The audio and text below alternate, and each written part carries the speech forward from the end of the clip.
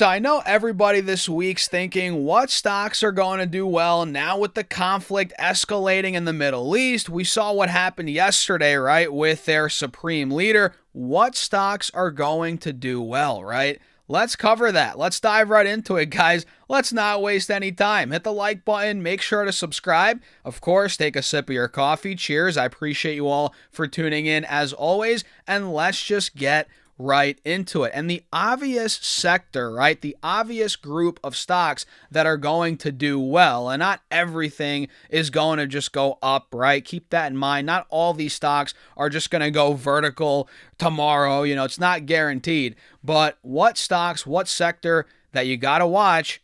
Energy, right? The energy sector. Oil prices essentially are like the immediate fear gauge for what's going on right now. And Brent crude is already testing, guys, $80 to $90 per barrel, with some analysts right now projecting a surge to over $100 a barrel if the Strait of Hormuz, or Hormuz, I know I'm saying that wrong, remains blocked. We'll cover that more here in this video. So what are the top stocks in the energy sector, you may ask? Well, ExxonMobil, Chevron, Shell, right? These typically see nice gains as the prices of crude oil, or the price of crude oil as it rises, right? So let me show you some of these.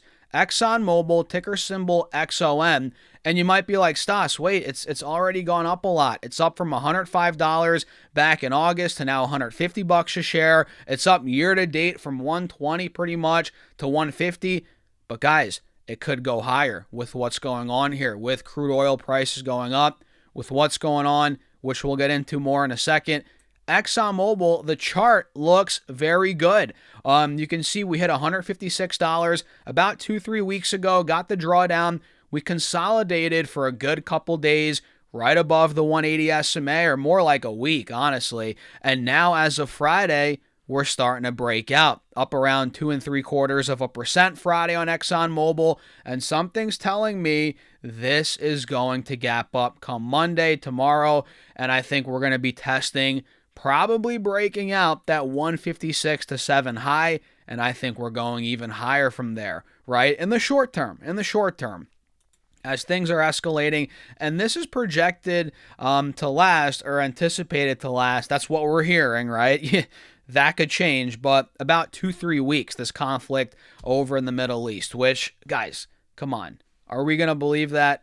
I don't know, right? You tell me. I'll believe it when I see it. But Chevron CVX is another one, which has been doing very well over the last couple months, month to date, year to date, you name it. Chevron CVX went 1.4% in the green on Friday, and it looks like here now we are testing this multi-week resistance at about 185, 187. If that breaks, which something's telling me it will, I think we're going higher, right? The ascending triangle that we have right here looks like it wants to break out. So you guys kind of get the point. Energy sector, these couple stocks in particular, they do well when crude oil is going up in price. Shell's another one, SHEL. This one's already going nuts. It's been ripping for weeks at this point. Friday, we had a 3% green day, right?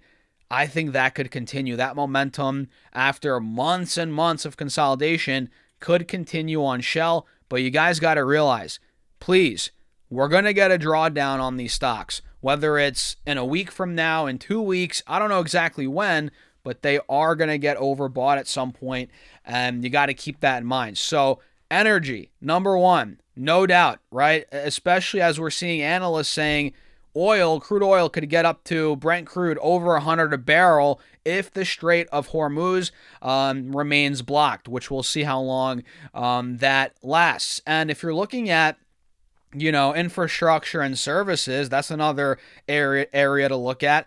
Halliburton and Schlumberger, right? These are two names that I'm watching. Ticker symbol HAL. Let's pull up Halliburton, another one that's been going nuts. We called out this one a couple weeks ago. You guys see the wedge that played out. So Halliburton, HAL, is one that I'm watching. Again, the other one, what the heck? SLB is the ticker. I always forget that one. SLB is the ticker. Keep your eyes on that. SLB Limited, Schlumberger. It's a funny name there. And of course, ETFs. XOM is a great, or not XOM, XLE, excuse me, is a great one to watch. I've been calling this out, pounding the table since 45 a share. About 2-3 months ago, we talked about that in my Discord extensively, on Patreon, here on videos as well, on YouTube, Facebook. So XLE is one that I think has more potential. This one's just now, over the last month, breaking out of a multi-decade high. I mean, look, man, XLE hasn't broken through 45 to 50 a share since '08. Right? I mean, even then it didn't break through. 2014, we tried breaking through, we failed. So now it really is breaking out to all-time highs. I think this could have legs, right? With what's going on over in the Middle East. And you also have to look at aerospace and defense, of course, right? Military operations of this scale lead to immediate spikes sometimes in defense spending, or a lot of the time in defense spending, sometimes in these stocks. And the depletion of existing munitions and tech stockpiles, it's what happens as a result of this. And top stocks I'm watching include Lockheed Martin, Raytheon, Northrop Grumman, right? Let's cover some of these. These are the traditional, I guess you can say, defense stocks. Some call them the big three for, missile defense, fighter jet contracts, and so forth. So these are ones that everybody has to watch.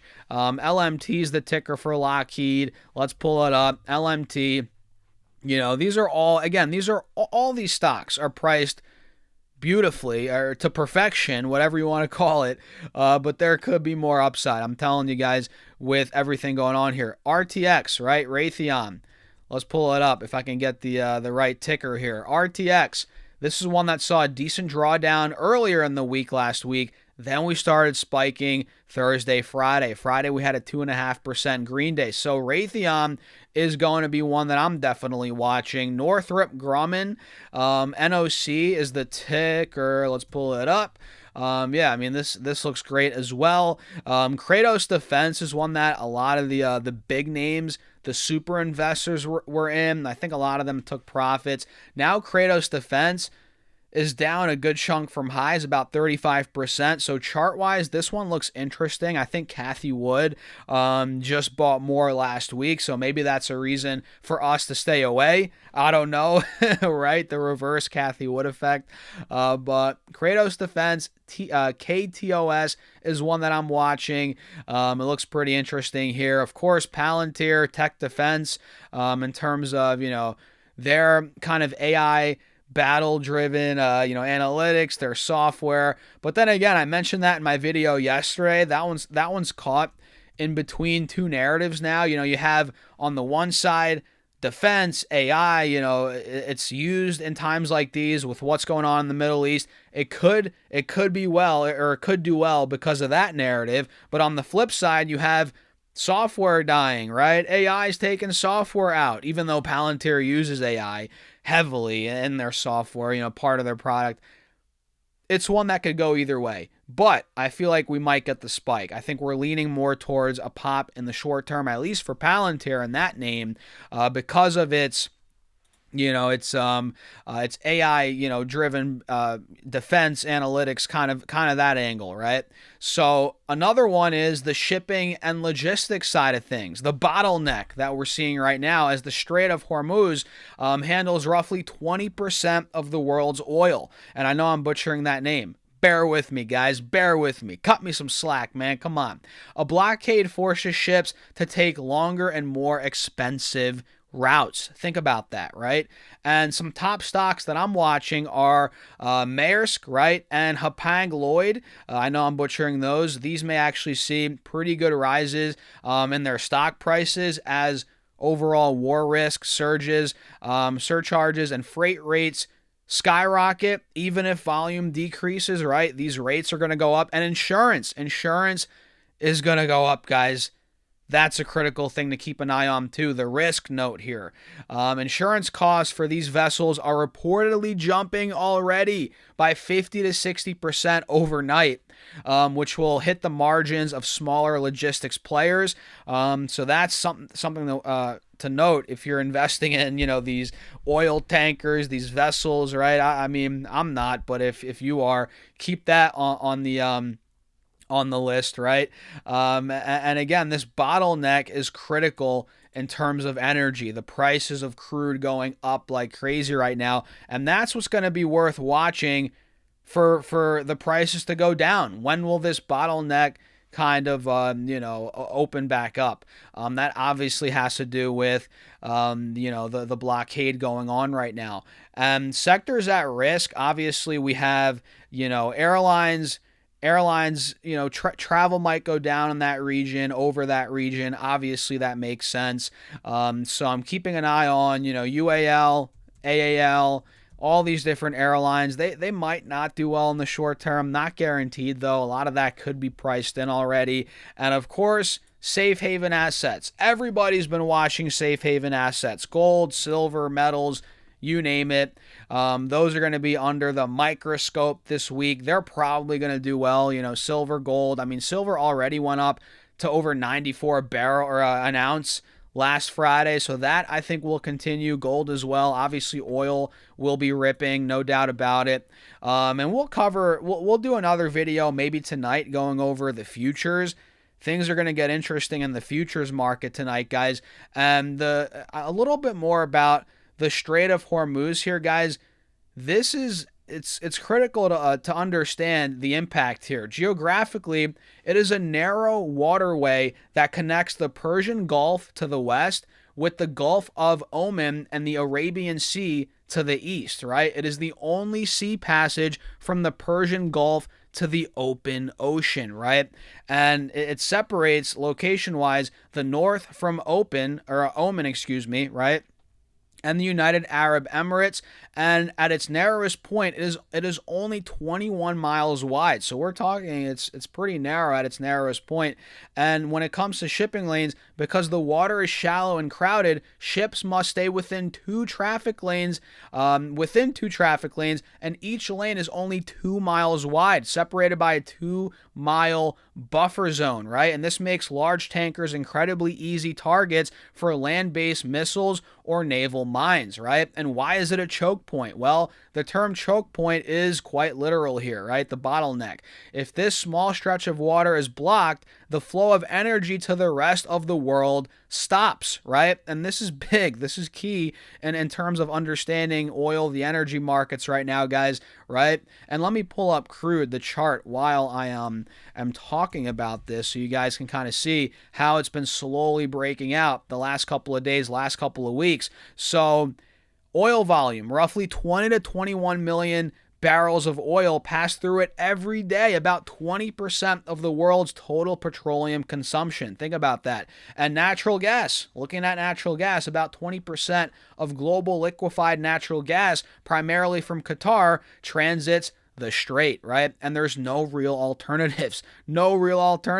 While Saudi Arabia and the UAE have built pipelines to bypass the Strait, these can only handle a fraction of the total volume, right? They're not going to be bringing in a bunch through that, through those pipelines. And for the most part, if the Strait is closed, the oil is trapped, right? So, yeah. This is serious, man, in the short term. And following the strikes here a couple days ago, the Strait has become the primary theater for Iranian retaliation. The Iranian Revolutionary Guard has issued warnings that no ship is allowed to pass, so they're retaliating in this using this measure, right? And the market impact, major shipping companies like Maersk and Hapag-Lloyd, like we talked about, have already suspended transits, and the global exposure pressure here, China, India, Japan, South Korea, are the most vulnerable, as nearly 70 to 80% of the oil flowing through the Strait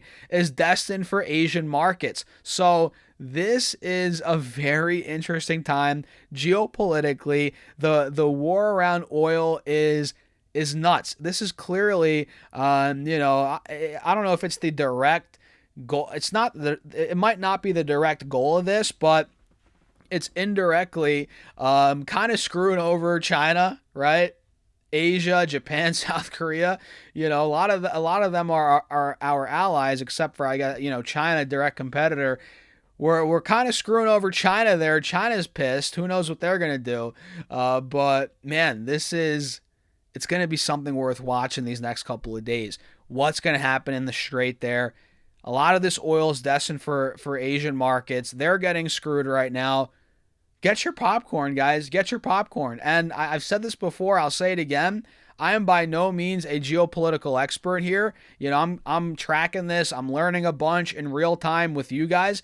So keep that in mind. But man, it is crazy freaking times. On top of what has already been going on, geopolitically. Now we have this on top.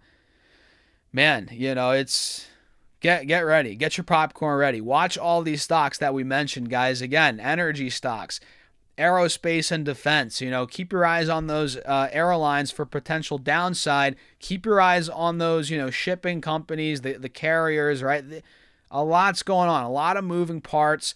And these are the fun times in the markets, Financially speaking, looking solely at this from a financial, a market perspective, these are the fun times in the markets that really keep you up at night, that really, have you analyzing things like crazy. And that's where I'm at. Obviously, if you're looking at it from a humanity perspective, it's horrible. It's terrible. And we're not going to get into that side of things, those side of things.